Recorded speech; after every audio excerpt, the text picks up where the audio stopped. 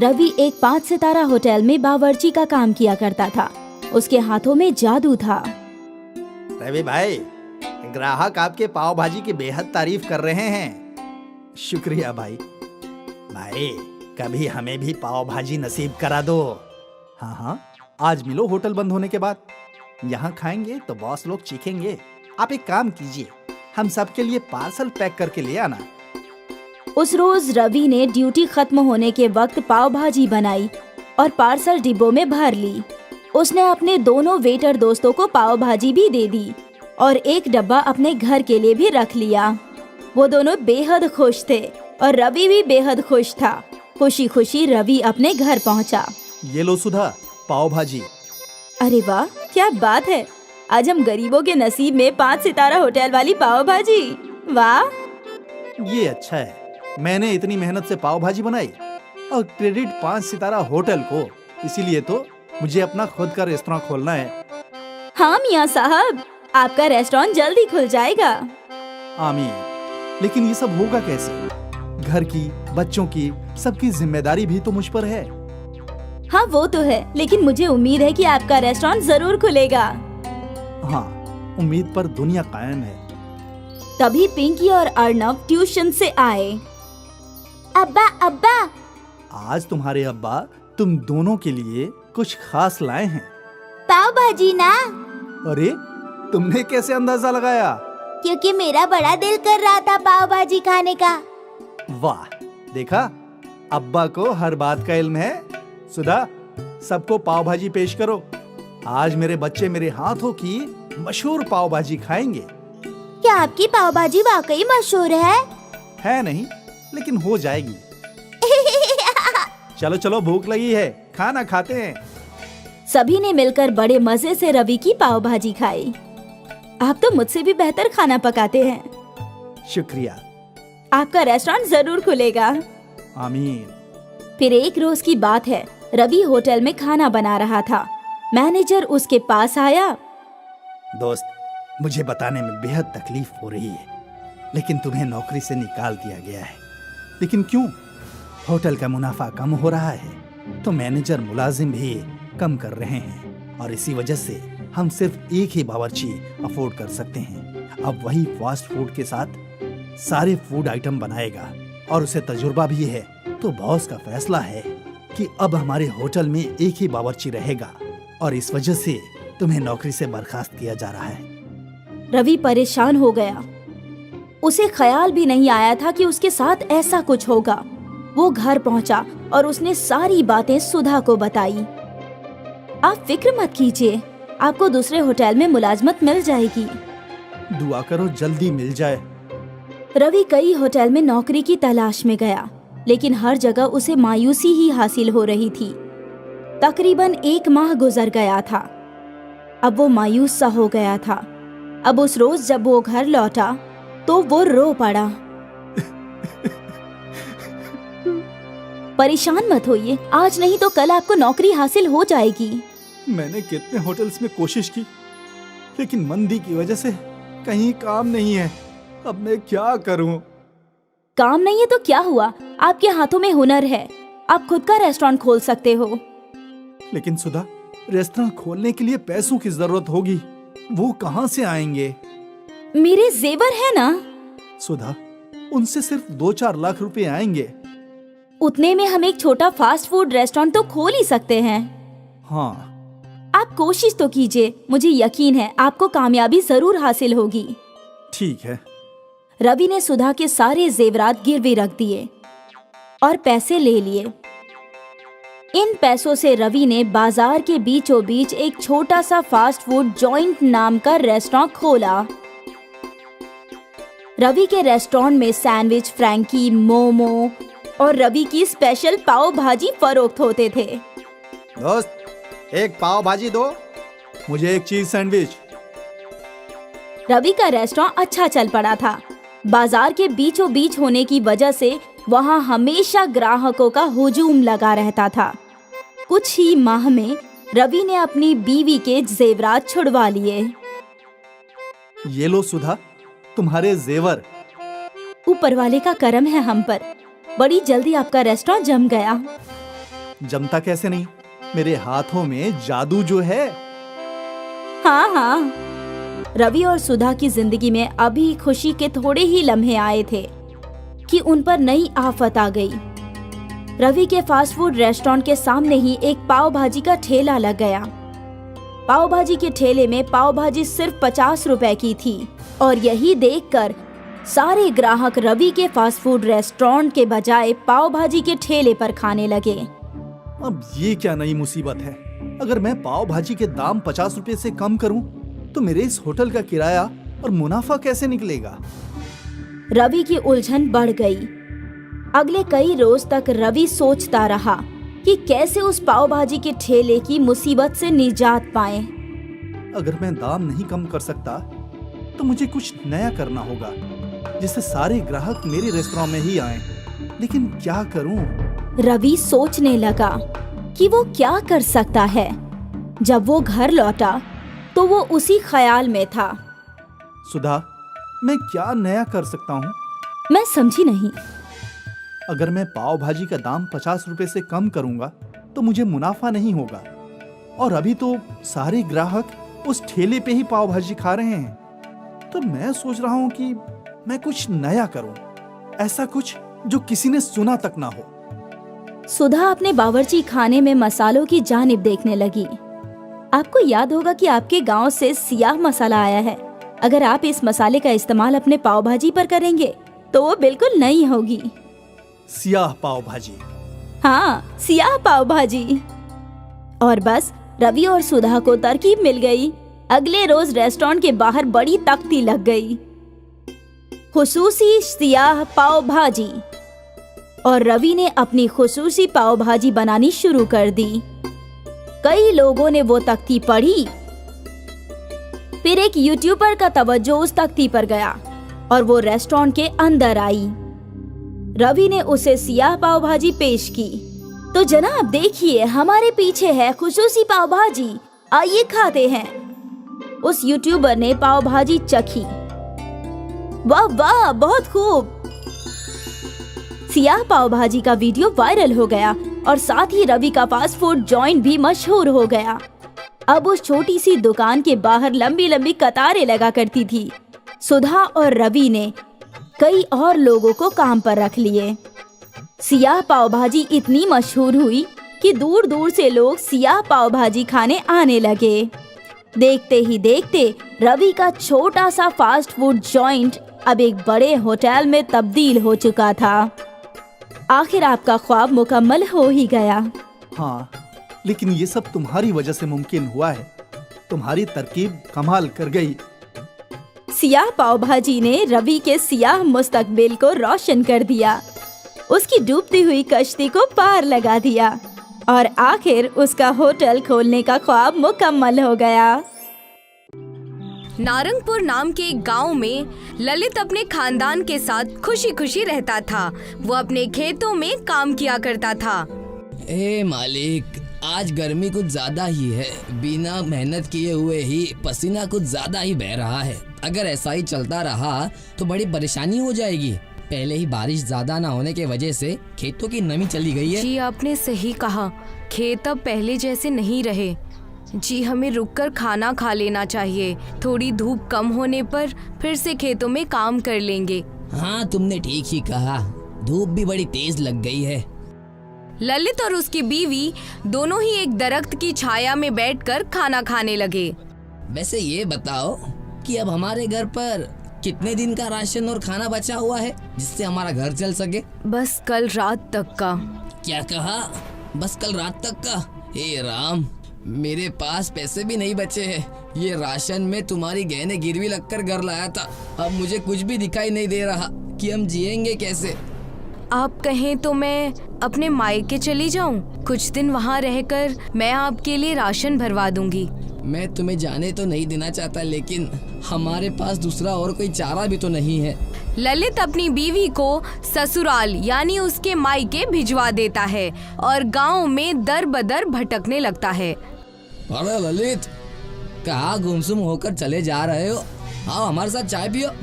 मैं क्या बताऊं भाई, मुझे कुछ समझ ही नहीं आ रहा। घर में राशन नहीं है, जेब में पैसे नहीं है, मेरे पल्ले कुछ भी नहीं पड़ रहा। अरे तुम भी क्या फिक्र करते हो, मैंने अपने कुछ जमीनें बेचकर एक बढ़िया सा ट्रैक्टर ले लिया है और मुझे एक अच्छे ड्राइवर की तलाश है। तुम चाहो तो मेरे लिए काम कर सकते हो। तुम्हें महीने के आखिर में 3000 तनख्वाह दे दिया करूँगा। अगर आप मुझे नौकरी दे दे तो आपकी ये बहुत बड़ी मेहरबानी हो जाएगी, मेरा पूरा परिवार संभल जाएगा। और ऐसा ही हुआ। राधे मोहन ने ललित को अपने ट्रैक्टर का ड्राइवर बना दिया। ललित दिन रात मेहनत करके उसके घर में काम किया करता था और राधे मोहन के साथ दूसरों के खेत भी जोता करता था। भाई साहब, मेरे खेतों में थोड़ा सा पानी भर गया है, क्या आप मेरे खेत में भी ट्रैक्टर चलाकर खेत जोत देंगे? जी, ये भी कोई कहने की बात है, मैं जरूर करूँगा, लेकिन इस खेत में पानी बहुत ज्यादा भरा हुआ है, कहीं मेरा ये ट्रैक्टर अंदर ना धंस जाए, बड़ी मुश्किल हो जाएगी वरना। वैसा कुछ भी नहीं होगा, आप फिक्र मत करिए, आप चले जाइए। ललित बिना कुछ सोचे समझे उस खेत में चला जाता है। कुछ दूर तो ट्रैक्टर अच्छे से चलता है, लेकिन खेत में पानी ज्यादा भर जाने की वजह से ट्रैक्टर उसी खेत में धंसने लगता है। अरे मैंने क्या कर दिया, पूरा ट्रैक्टर खेत में धंस गया। अब मैं इसे बाहर कैसे निकालूंगा?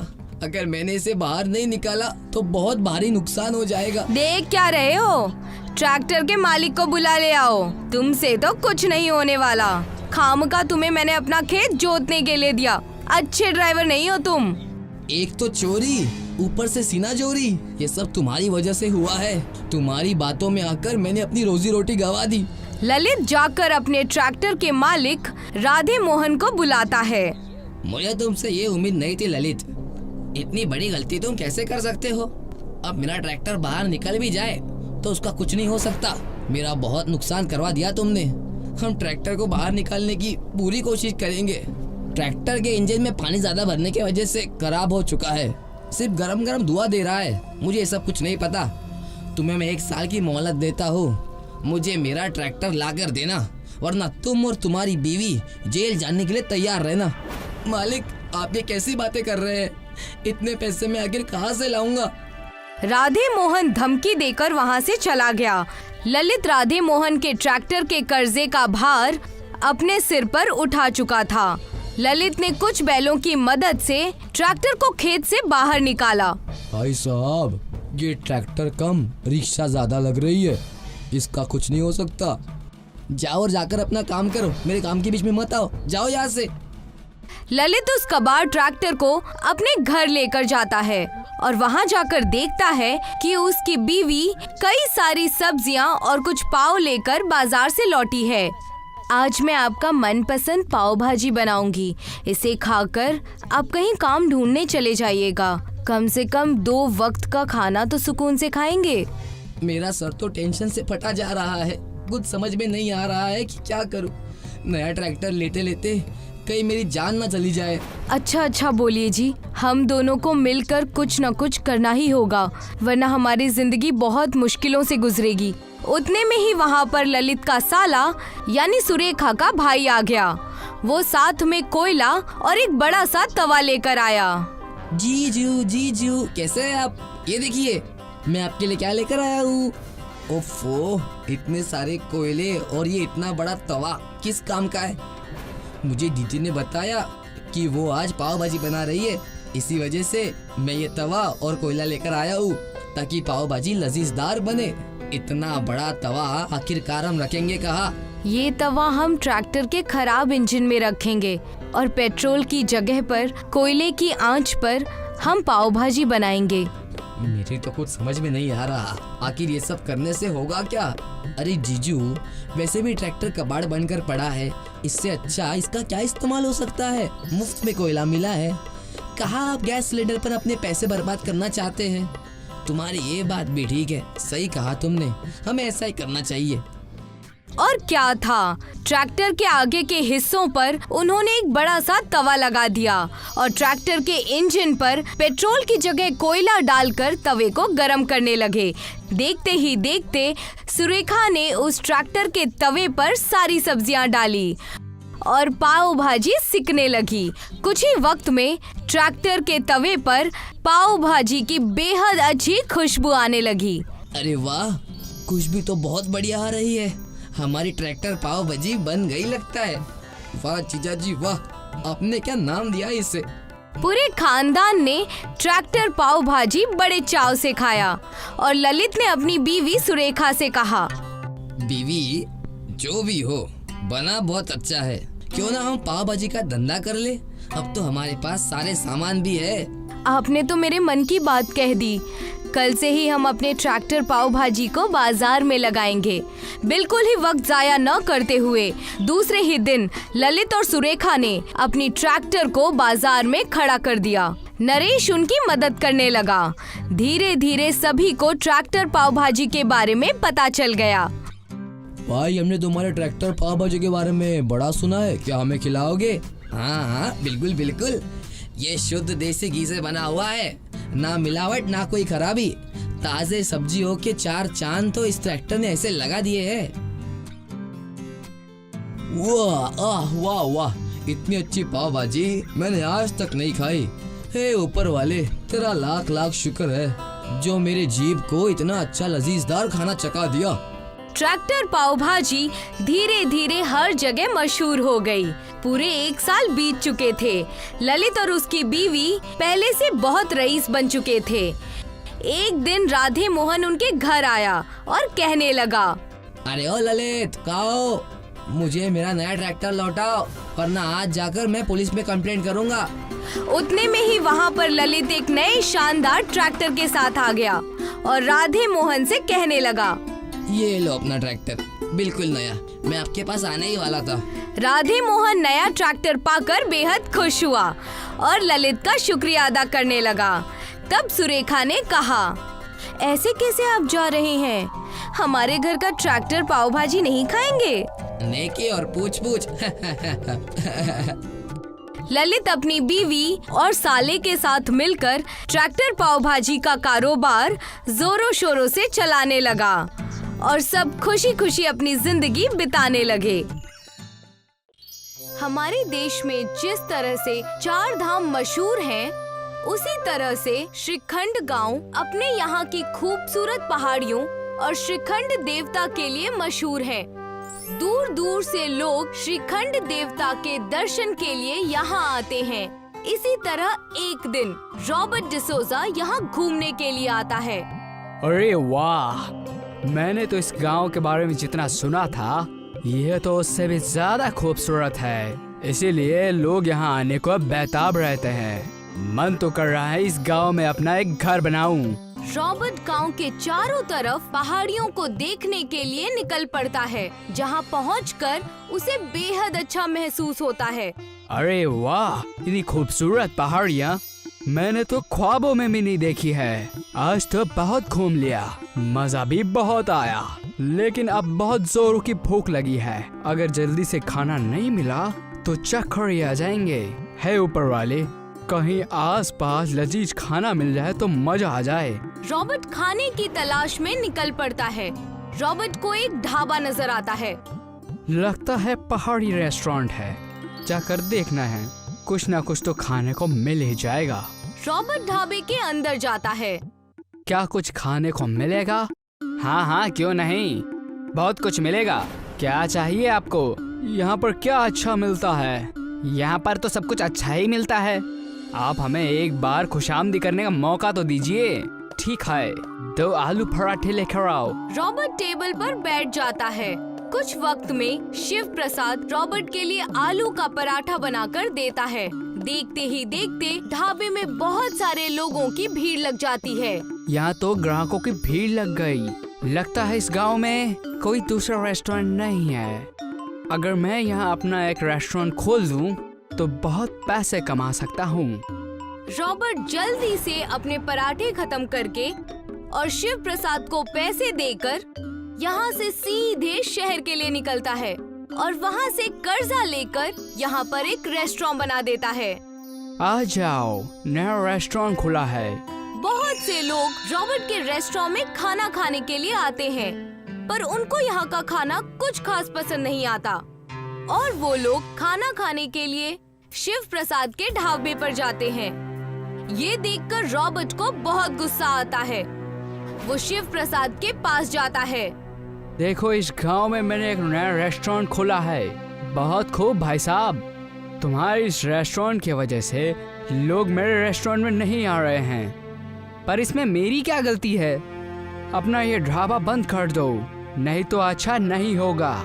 देखिए भाई साहब, ये हमारे पूर्वजों का बनाया हुआ रेस्टोरेंट है, इसी से हमारी रोजी रोटी चलती है। अगर इसको बंद कर दूंगा तो हम भूखे मर जाएंगे। शिव प्रसाद की बातें सुनकर रॉबर्ट गुस्से में वहाँ से चला जाता है और अपने मन में सोचता है, लगता है ये ऐसे नहीं मानेगा। अब इसको कुछ अच्छा सा सबक सिखाना पड़ेगा। वो शिव प्रसाद के ढाबे को तोड़ देता है और जेसीबी से उसको पहाड़ी के पीछे फेंक देता है। अब आएगा मजा। जब बांसुरी नहीं रहा तो बांसुरी कहाँ से बचेगी। अब मेरा रेस्टोरेंट अच्छे से चलेगा और मैं बहुत सारे पैसे कमा लूंगा। रॉबर्ट बेहद खुश था। उसे लग रहा था कि ढाबा टूट जाने से सभी लोग उसी के रेस्टोरेंट में खाना खाने आएंगे, पर उसे ये नहीं पता था कि उसकी ये चाल उस पर ही उल्टी पड़ने वाली है। अगली सुबह जब शिव प्रसाद ढाबे वाली जगह पर पहुंचता है तो देखता है कि ढाबा वहाँ पर नहीं है। अरे, मेरा ढाबा कहाँ चला गया? मैं तो लुट गया, मैं तो बर्बाद हो गया। शिव प्रसाद इधर उधर ढाबे को ढूंढने लगता है और ढूंढते ढूंढते पहाड़ी पर पहुंच जाता है, जहां पर उसका ढाबा टूटा हुआ पड़ा है।